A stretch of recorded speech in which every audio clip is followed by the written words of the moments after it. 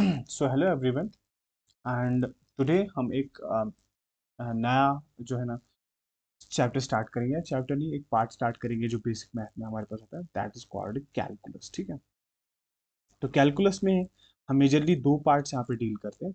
तो one is called differentiation, ठीक है, और दूसरा पार्ट जो होता है दैट इज कॉल्ड इंटीग्रेशन। ठीक है, एक होता है मेरे पास डिफरेंशिएशन, ठीक है, हम दोनों इसके देखेंगे एनालिटिकली भी और जियोमेट्रिकली भी, और दूसरा इसका पार्ट जो होता है दैट इज कॉल्ड इंटीग्रेशन। ठीक है, क्या दोनों पार्ट का क्या यूज होता है फिजिक्स में वो भी हम देखेंगे। इंटीग्रेशन, ठीक है, दोनों का क्या यूज होता है और कैसे हम इनको यूज करते हैं वो भी हम इसी में देखेंगे। ठीक है, तो बिफोर हम डिफरेंशिएशन पे आ जाए, हम पहले एक चीज सीख लेते हैं, that is something called function. ठीक है, तो फंक्शन क्या होता है? फंक्शन बेसिकली एक रूल होता है जो दो वेरिएबल्स को रिलेट करता है। ठीक है, क्या होता है? अगर मुझे कोई बोले डेफिनेशन क्या होती है इसका, तो it's a rule of relationship. ठीक है, इट इज या it is rule of relationship relationship between, किन के बीच में? पीडब्ल्यू होता है बिटवीन, ठीक है, बिटवीन टू वेरिएबल्स। ठीक है, दो वेरिएबल्स के बीच में रूल ऑफ रिलेशनशिप को ही हम बोलते हैं फंक्शन। क्या मतलब हुआ इसका वो मैं अभी बताता हूँ।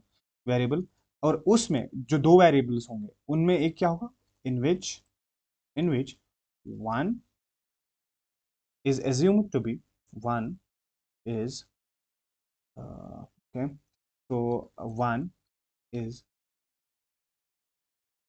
assumed to be dependent। ठीक है, एक को हम डिपेंडेंट बोलते हैं एंड दूसरे को हम इंडिपेंडेंट बोलते हैं।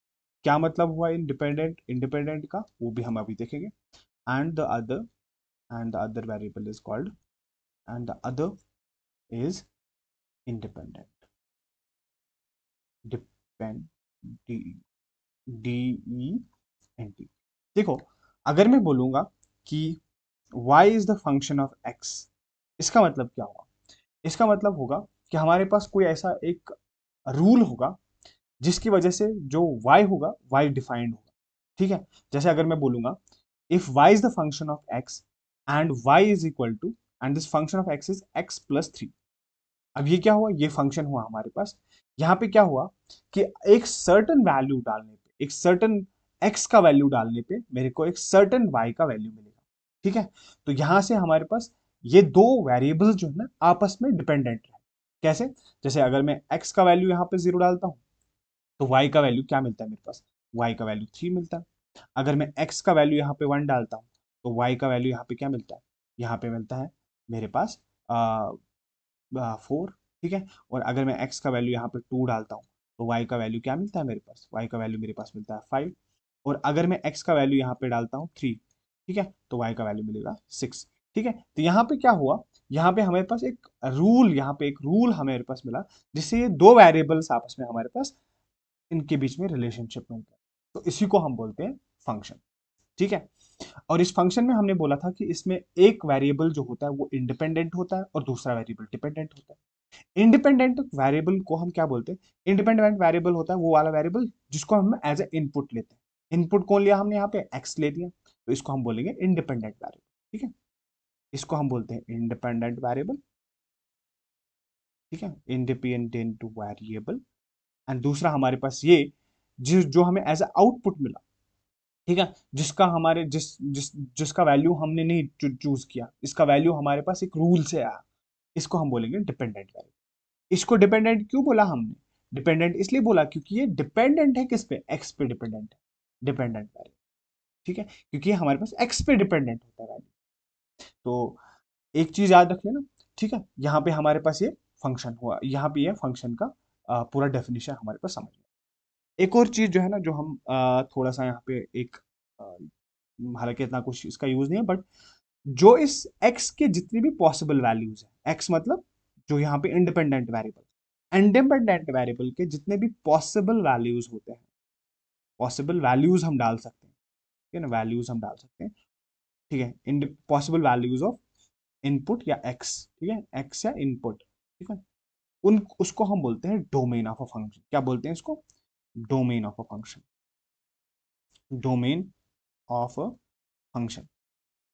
ठीक है, क्या मतलब हुआ? जैसे इस वाले फंक्शन में हम x का वैल्यू कुछ भी डाल सकते थे, x का वैल्यू 1 भी डाल सकते थे, 0 भी डाल सकते थे, -1 भी डाल सकते हैं, 3 भी डाल सकते हैं। तो इसका डोमेन जो है, अगर मैं देखूं सारे रियल नंबर्स है, तो अगर मुझे कोई बोलेगा कि इसका डोमेन क्या होगा, डोमेन में डी से रिप्रेजेंट करता हूं, तो डोमेन इसका ऑल रियल नंबर्स को इस तरीके से रिप्रेजेंट करते हैं, माइनस इन्फिनिटी से प्लस इन्फिनिटी तक मैं कुछ भी डाल सकता हूँ।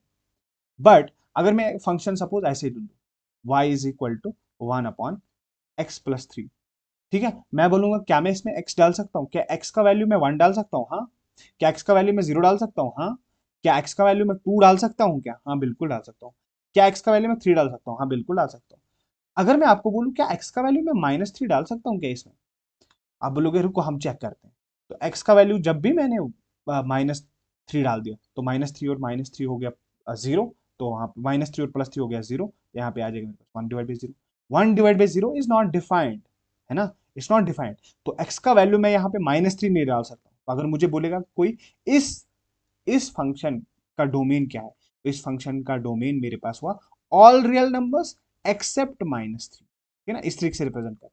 हालांकि ये बहुत मैथमेटिकल चीजें हमें बहुत कम यूज आएंगी, बट फिर भी डोमेन बोलते हैं जो भी पॉसिबल वैल्यूज किसके, इंडिपेंडेंट वैल्यू।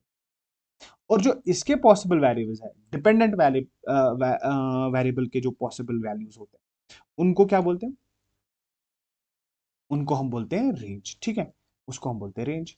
ठीक है, जैसे अगर मैंने देख लिया वाई एक्स का वैल्यू डालते डालते मेरे पास वाई के वैल्यूज में मिलते थे, और देखो मेरे पास वाई का कोई भी वैल्यू मिलेगा, तो इसका मतलब अगर मैं इसका रेंज बताने की कोशिश करूं आपको, तो रेंज इसका मेरे पास मिलेगा ऑल रियल नंबर्स, या रेंज हम इस तरीके से रेफर करते हैं, range of a function will be all real number, that is -infinity से +इन्फिनिटी तक हमारे पास कुछ भी मिल सकता है। ठीक है, तो ये हमारे पास अभी तक यहाँ तक डिस्कशन हुआ।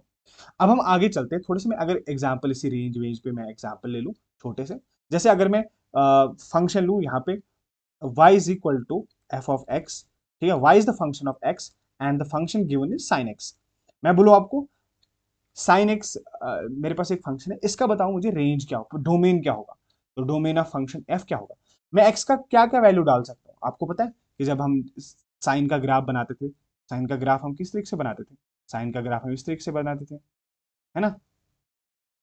और साइन का वैल्यू तो मैं कुछ भी डाल सकता हूँ, ये तो नंबर लाइन है ना। साइन का एक्स यहाँ पे मैं कुछ भी डाल सकता हूँ, -1 भी डाल सकता हूँ, -3 भी डाल सकता हूँ, -4 भी डाल सकता हूँ, कुछ भी डाल सकता हूँ। तो यहाँ पे इसका जो रेंज है, उसका जो डोमेन है, वो मुझे मिलेगा all real numbers. All real numbers को हम इस तरीके से रिप्रेजेंट करते हैं, ठीक है। और ये इनको बोलते हैं ओपन ब्रैकेट, क्योंकि इन्फिनिटी कोई क्वांटिटी नहीं होती है, दैट्स वाई इनको ओपन ब्रैकेट बोलते हैं। और इसको बोलते हैं क्लोज ब्रैकेट। ठीक है, अगर मैं बोलूँ किसी फंक्शन का वैल्यू है 2 से लेके 3 ओपन तक, तो इसका मतलब 2 जो है 2 इंक्लूड है, और 3 जो है 3 एक्सक्लूड है। जब यहाँ वाली ब्रैकेट है ना 3 तक, बट 3 इंक्लूड नहीं है, यहाँ 2 भी इंक्लूड है, 2 से लेके 2 इंक्लूड से लेके आगे तक हम जाएंगे। ठीक है, तो बट अगर मैं इसकी रेंज की बात करूं, साइन एक्स की रेंज की बात करूं, हमें पता है इसका वैल्यू जो होता है, कुछ भी वैल्यू डाल दो, इसका वैल्यू हमेशा -1 और 1 के बीच में ऑसिलेट करता रहता है, -1 और 1 के बीच में ही मिलता है। तो इसका रेंज अगर मुझे कोई बोलेगा, तो इसका रेंज हमेशा मेरे पास -1, ठीक है, -1 इंक्लूडेड, ऐसा ये वाला स्क्वायर वाला ब्रैकेट, -1 से लेके +1 तक कुछ भी मिल सकता है। ठीक है, इसी तरीके से मैं क्विकली एक और एग्जांपल लेता हूं, जैसे मैं बोलूं tan x, है ना, tan x। ऐसे ही बोल सकता हूँ y is the function of x and function given is tan x। हमें पता है कि tan x डिफाइंड कहाँ पे नहीं रहता है, tan x odd pi by twos पे डिफाइन नहीं होता, ठीक है, ऑड पाई बाई टूज पे डिफाइन नहीं होता है। मुझे कैसे पता चला? क्योंकि ऑड पाई बाई टूज पे जो कॉस का वैल्यू 0 होता है, और tan क्या होता है, साइन बाई कॉस। तो इसका मैं बोल सकता हूँ, बताओ x का वैल्यू क्या डाल सकता हूँ मैं? हाँ, x का वैल्यू मैं सब कुछ डाल सकता हूँ, x का वैल्यू में सब कुछ डाल सकता हूँ। यहाँ मैं डोमेन ऑफ द फंक्शन की बात करूँ, तो x का वैल्यू मैं सब कुछ डाल सकता हूँ except odd pi by two. Odd pi by two नहीं डाल सकता हूँ मैं, है ना। ऑड पाई बाई टू डाल दिया तो खत्म हो जाएगा मसला। और यहाँ पे प्लस माइनस लिख सकते हैं, चाहे वो प्लस हो माइनस हो, चलो कोई कुछ भी हो सकता है यहाँ पे, तो ये भी लिख सकते हैं, ठीक है ना, डिपेंडिंग अपॉन द एन का वैल्यू। एन यहाँ पे इंटीजर है, ठीक है। और अगर मैं इसका रेंज बताऊं, तो रेंज तो इसका कुछ भी मिल सकता है। रेंज यहाँ माइनस प्लस नहीं, रेंज इसका मिलता है ऑल रियल नंबर्स, -इन्फिनिटी से लेके +इन्फिनिटी तक कुछ भी यील्ड करता है ये tan थीटा। ठीक है, तो ये हमारे पास होता है फंक्शन का मतलब। ठीक है, अब हम यहां से आगे बढ़ते हैं and we will study about differentiation. ठीक है, अब डिफरेंशिएशन का मतलब क्या होता है?